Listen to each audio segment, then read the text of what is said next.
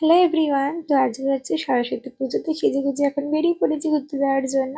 তো প্রথমে চলে এসেছিলাম ঢালাপোতা, তো এখানে এসে দেখি কি বিশাল লম্বা লাইন, মানে দুর্গাপুজোর মতো অবস্থা হয়ে গেছে এখানে। মানে সরস্বতী পুজো তো দুর্গাপুজোর মতো এত লাইন পড়ে তো জীবনে প্রথমবার দেখলাম। তো অবশেষে এখন ভেতরে ঢুকতে পেরেছি, মায়ের মুখ দেখলাম, তো খুবই ভালো লেগেছে, দেখ খুব মিষ্টি ছিল। তো ভেতরে সাজানোটা আমার খুব ভালো লেগেছে। তারপর ওখান থেকে চলে গেছিলাম উত্তরের আড্ডা। এখানে এসেও দেখি সেই ভিড়, মানে এই বছর কি সত্যি এতটাই ভিড় হয়েছে, মানে বুঝতে পারছি না, সরস্বতী পুজোর ফিলিংসটাই সেরকম লাগলো না।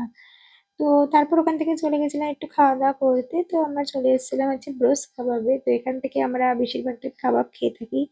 এখানকার কাবাব তো খুবই ভালো হয়। তারপর ওখান থেকে খাওয়া দাওয়া করে আমরা এখন যাচ্ছিলাম বাড়ির দিকে। তো সকালে আবার স্কুলেও গেছিলাম, তো সেটা আর ভিডিও করা হয়নি, জাস্ট নস্টালজিয়া টাইপের ফিলিংস আসছিল। তো ভিডিওটা ভালো লাগলে লাইক শেয়ার আর সাবস্ক্রাইব করে দিও। তো চলো, টাটা।